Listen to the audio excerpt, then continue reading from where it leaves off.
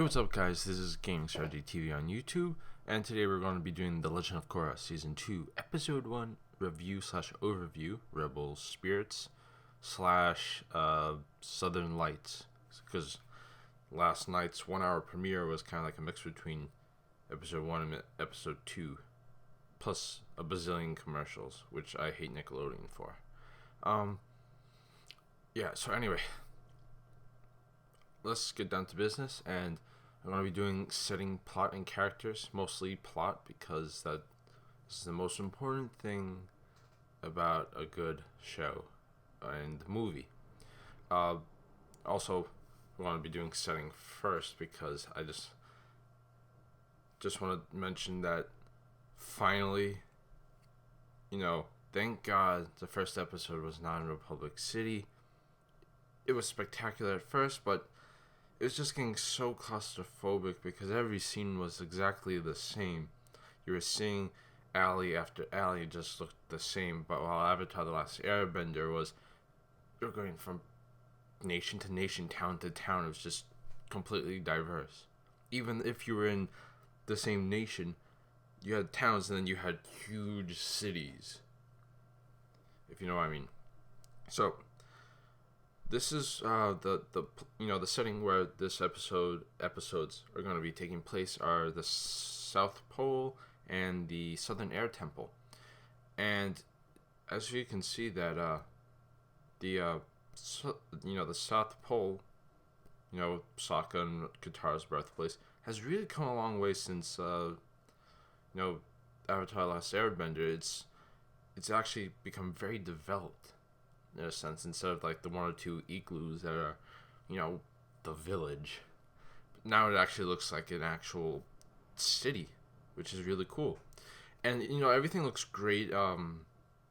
Visually, it's fantastic. I love it. I absolutely love it. And then you have, we have a bunch of characters. We're going to fly through these characters because there's just so many of them. All of them are incredible. I just love it all. And so we have the plot of Episode 1. With the demise of Amon, Republic City's at rest, and everything's all good. Korra's training with Tenzin for, airbending. But, how Tenzin is, he's a bit stern about this whole thing about responsibility of being the Avatar. And in addition, we get to see more of Bumi. Yay! He's quite a dynamic character. He was there when Korra was versing, Jinora, Milo, and Iki when they were racing on the scooter balls. That was really cool. Tenzin tells Korra that, it's in their best interest to travel to every single air temple so that Korra can get more in touch with their spiritual side. But, this is going to be kind of like you can say a vacation that Tenzin wants to go on / training. But, it turns out that Bumi also wants to come along and whatnot. And Tenzin's like, oh, hell no. And then Bumi's like, Mom already invited me, so you gotta deal with it. Which is, I love that, brothers, rivalry kind of thing. Like, as being, like the older brother, younger brother situation. Like, oh God, can you just leave me alone? Except now it's reversed. The older brother acts more immature than the younger one. Anyway, so we have the first place that they decide to travel to is the Southern Water Tribe. They come up, I can't remember exactly why they went there first, but I think it's, I don't know why. I feel really stupid for that, but anyway, they go to the Southern Water Tribe, and they arrive by boat and come across this huge festival. It's a festival right before the winter solstice, and this is being set up by Tonraq to kind of bring life back to the southern, you know, southern tribe because 70 years ago it was just a bunch of igloos and whatnot. So if you don't know who Tanrak is, that is Korra's father and chief of the Water Tribe, Southern Water Tribe. And festivities are going nice, and then this huge boat pulls up, like a cruise boat. I was like, whoa. Even though there were other, kind of boats, this one was like all fancy and got that nice, I don't know how to say it, but like a really dynamic shape to it. I don't know why. Anyway, so aboard it is Unalak. He's the Northern Water Tribe's chief. Also Tornak's brother. Younger brother, I should say. And with Unalak is joy and pride, complete bundles of joy, the full package of personal, characters with humongous personality and emotion are Eska and Desna. They are twins, and if you were having trouble, distinguishing one from the other, like I did at first when I saw the concept art, clearly Eska, which is the daughter, has eye makeup and has like these braided ponytail things that go in front of, whatever. I just wanted to point that out because it was kind of weird not knowing which one was the male and which one was the female, because they look the same. But when you hear them talking, and it's like, oh yeah, okay, that one's the girl, that one's the guy. Whew. I was glad I wasn't feeling this, wasn't the only one thinking the same thing, because Bolin was like, ooh, look at the twins, and then Korra's like, one of them is a guy, and Bolin's like, ooh. Okay. Anyway, so what do we got? You amuse me. I will make you mine. You mean like a boyfriend or like a slave? Yes. Win me prizes. So we have, as the festivities are going along, as you just saw in the, previous video, Bolin's trying to pick up Eska, and oh my god, it was just the funniest line that came out of this, totally emotionless character. Bolin's trying to, get with Eska, and she goes, "You're mine," and Bolin's like, "My girlfriend or a slave?" And that was just hilarious. Even you would think this basically, no personality character would be totally ruining the whole, kind of atmosphere. No, she turns out to be like the funniest one there. Just because, I guess you have to enjoy that kind of dry sense of humor, which I do love. Bolin is that goof cliche who's been designated to look like a complete idiot at times, which I sometimes can be overdone. But then you have these subtle, these characters that have subtle, like, they almost sound evil, but they're hilarious. It's just awesome. I'm so glad they added these little elements to everything. I won't be talking so much about Vesrik, I think, that really rich guy who is going to be making deals with Asami, because Asami and her business are kind of thrown to the side, because that's not the main point of these episodes. So it's mostly Korra and whatnot going on this journey. So let's get going. Okay, I apologize in advance that I put a lot of writing up, and I just like to write a lot. It just helps me organize my stuff. Anyway, so, with the festivities ending and whatnot, you have the night is coming out and everyone's going to sleep, and then the first rebel spirit arrives. And, Naga wakes up and starts howling. Everyone else wakes up, and the spirit arrives and kicks everyone's asses. Even when Korra was in Avatar mode, I was like, what? Holy crap, how do you beat these guys? And then Unalak, uses some kind of like bending technique, or I don't know what the hell he was doing. I guess it was bending, which allows him to subdue and kind of send these spirits back to the spirit world. And I was just thinking to myself, wait. If this dude has this much power, what can he do? What else could he do with this? Can he actually control the spirits? That would be kind of freaky. And you'll see why I'm having these kind of suspicions. If you haven't seen the episode yet, please watch it. It's already on the internet. Jesus. God, people just upload this stuff so quickly already. Anyway, where the hell am I going? Okay. So, Korra sees Unalaq kind of take out this spirit really quickly, and she's like, damn, why couldn't anyone else do it? I want to learn from this guy. And Tenzin's like, whoa. We still got to be training, like with airbending and whatnot. And Korra basically dumps Tenzin and his training for Unalaq. And I was like, oh my god, why would you do that? That's so mean. Then Tenzin was like being all polite, and like it was not our training with the Avatar and blah blah blah.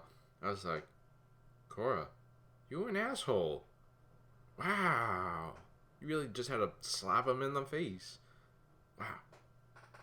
Okay, so with everyone's hearts broken, we have Tenzin.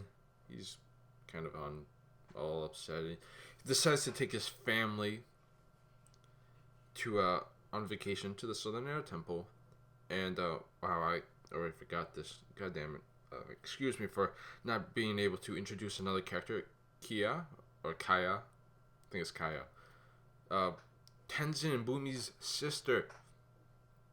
She's the the middle of the three.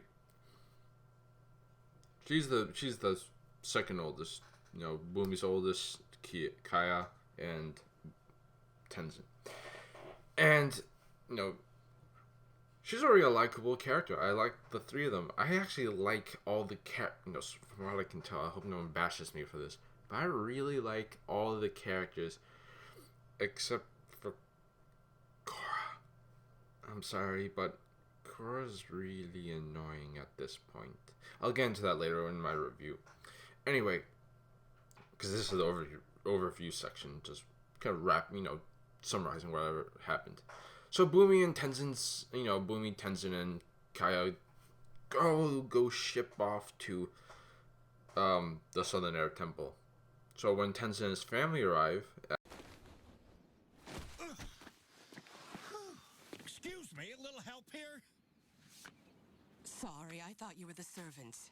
We're Tenzin's brother and sister. Avatar Aang had other children? The world is filled with more airbenders? We're not airbenders. Oh, I'm so sorry. as you just saw in the previous clip, that Tenzin, Pema, Ikki, Milo, and Jinora are like treated like royalty. And, Kia and Boomy are like, what the hell? Like, seriously, man?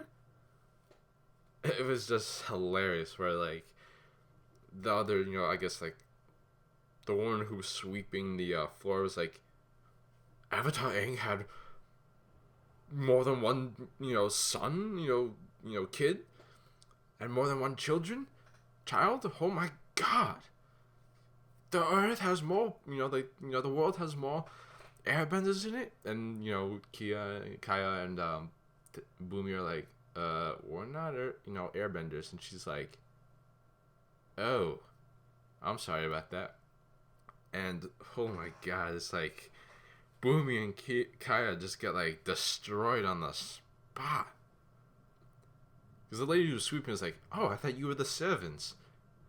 I was just dying from that. It was just hilarious. Anyway, so, of the three kids, I find that, of the three kids that, of Tenzin's kids, I find Jinora to be the most, she's the one you can most associate with, because the other two are just completely berserk psychos. Milo is just like all over the place. Not psychos, but like, oh my god, it's just like way too much of them in your face. But Janora's like that quiet. Probably because she feels like the most like Aang out of all the three. Iki's just like a demon. And Milo's just like Milo. That's all I have to say. But Janora, at one point, Tenzin takes his kids into the Avatar room. And I feel like it kind of changed a little, probably because, it was being renovated. They moved, some stuff around.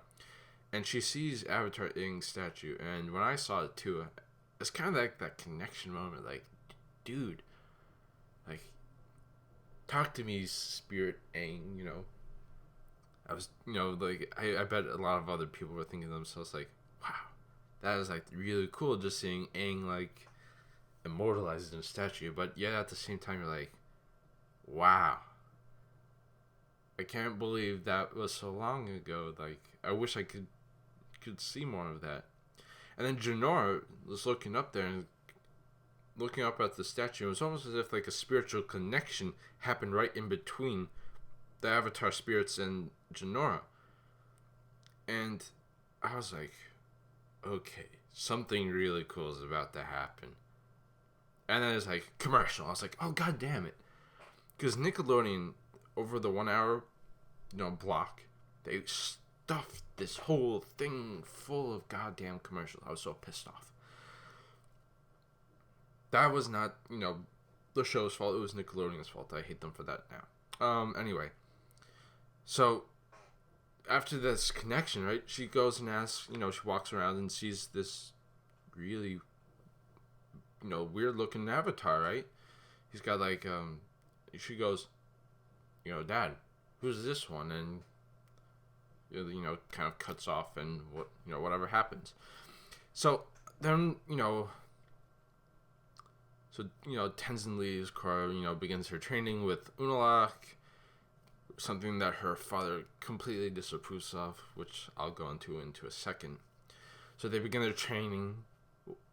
To begin their training, they will travel to a sacred location where there is this sort of spiritual portal that needs to be unsealed by the Avatar to calm the spirits that have been kind of destroying everything.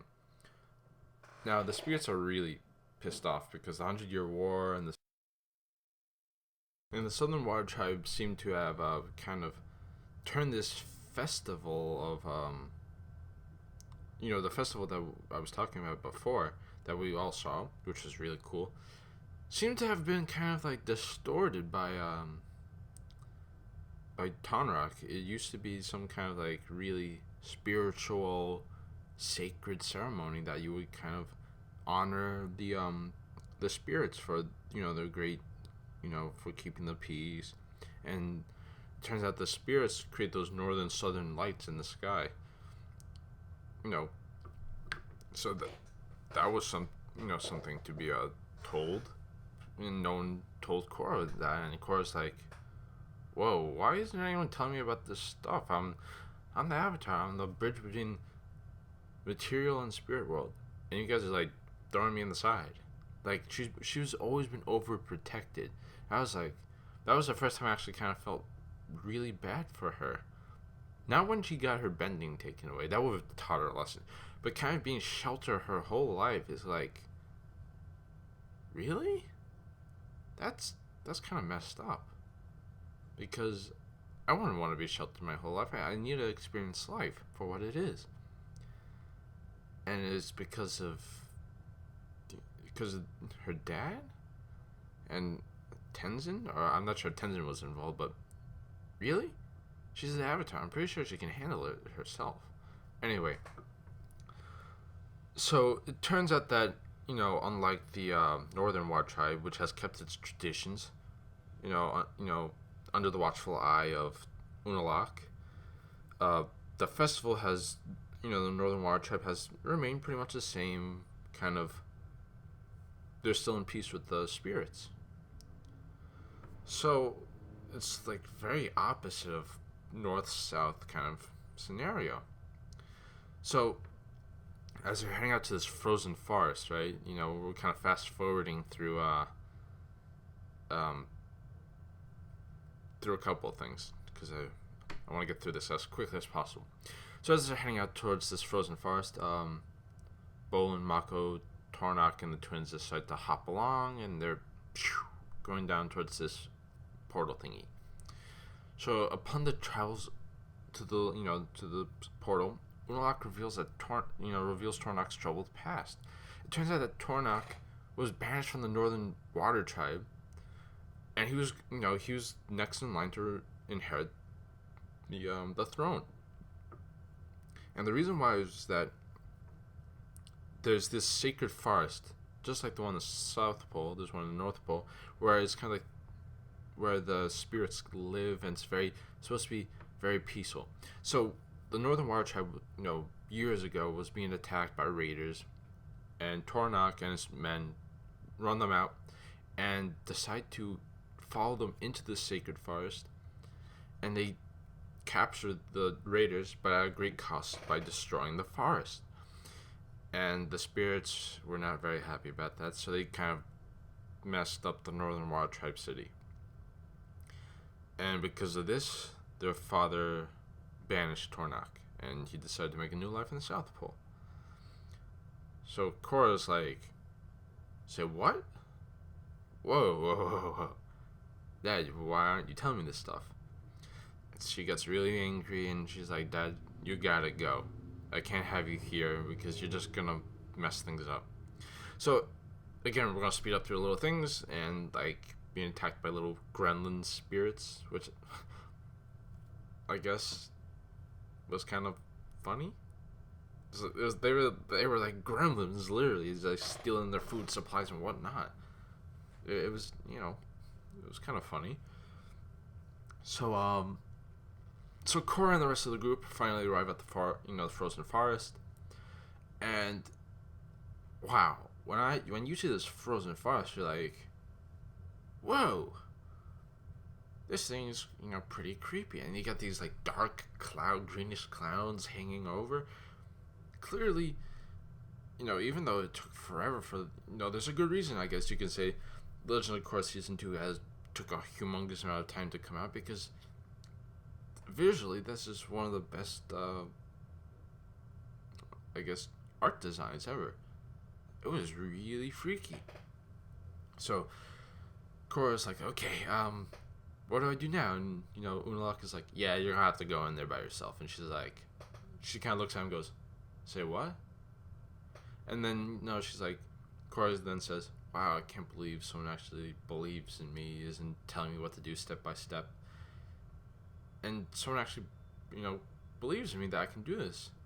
And that's another time where you're like saying to yourself, wow, this really was the first time where she really held her, her own decision. So she travels into the frozen forest, and oh my god, it's like tunnel vision. It's just like, when she turns around, she's venturing into the forest. She turns around and you just see, like, the tunnel that she just came in, just like warping and everything, because it's like, whoa, this is freaky. And then there's like a bunch of spirit sneaks that attack her. She's running,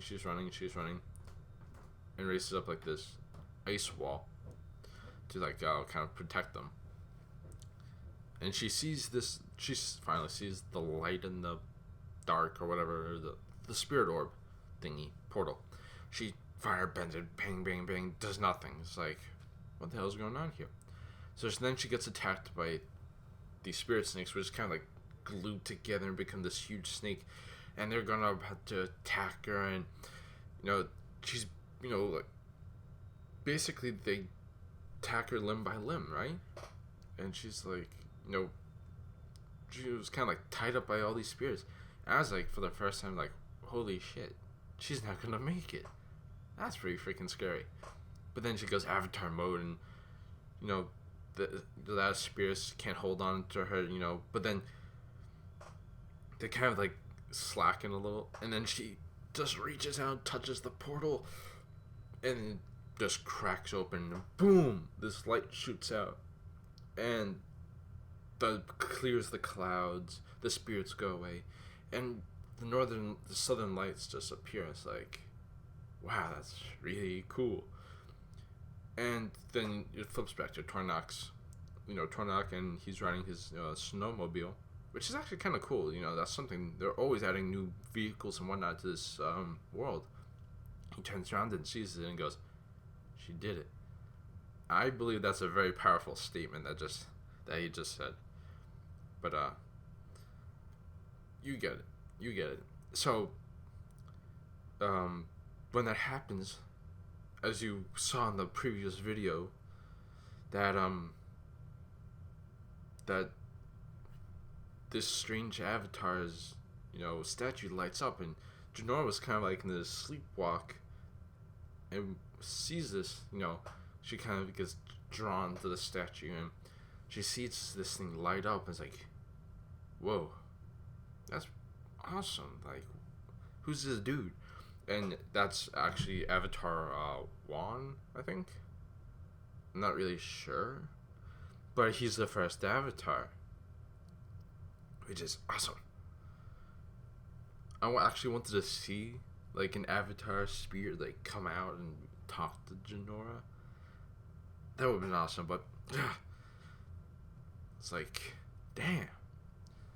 Anyway, so you think it's kind of like the end of the episode, but then as Korra, Bola, and everyone's returning, they see hundreds of ships.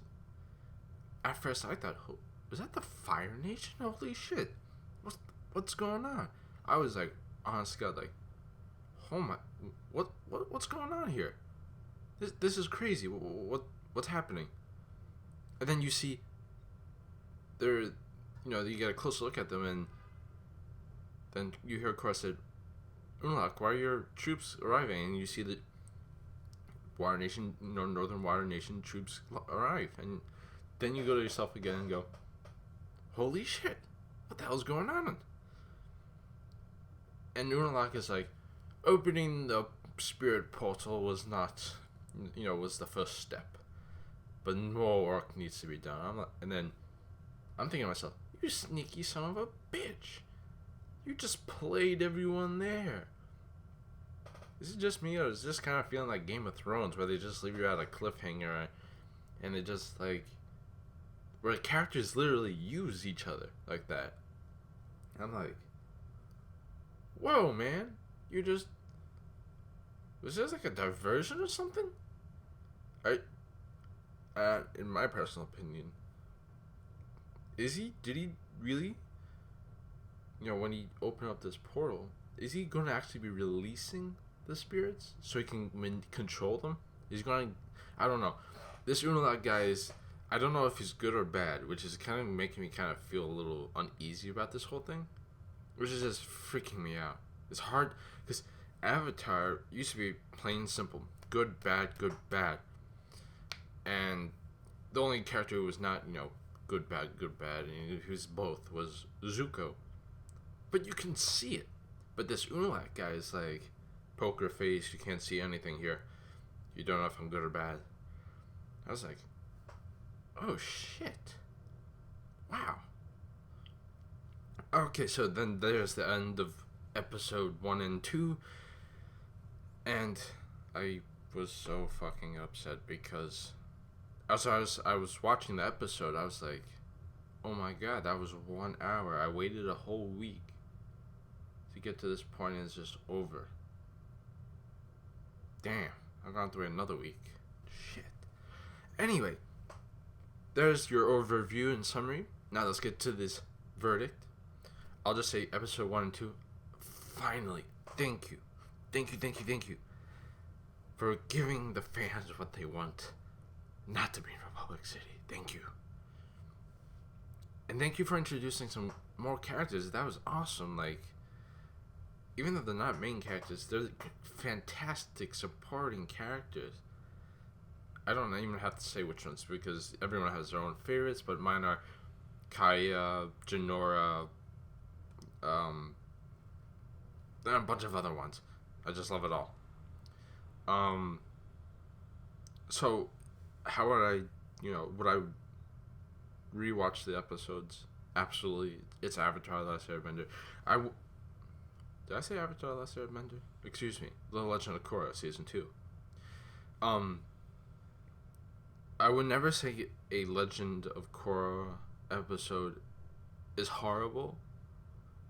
I would say sometimes they can get repetitive, like the intentions, if you know what I mean. Like in the season 1 is Korra does something stupid. Korra learns from it, but then seems to forget it. Her lesson in the next episode. She gets in trouble. She overcomes it.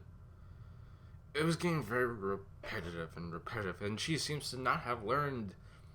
That's the only criticism I have in season 2 is that Korra went through this whole thing with Amon and got her powers back, and she's acting just as cocky as before. It's like she never. I feel like, because I'm sorry that I have to go back to Avatar: The Last Airbender, but all those characters, they developed. They got more mature. They learned. That's one of the most important things to me, that you see them grow and learn and mature and sticks with them. Here it's just like, okay, beat them on, get my powers back, I'm cool. No, it's not cool.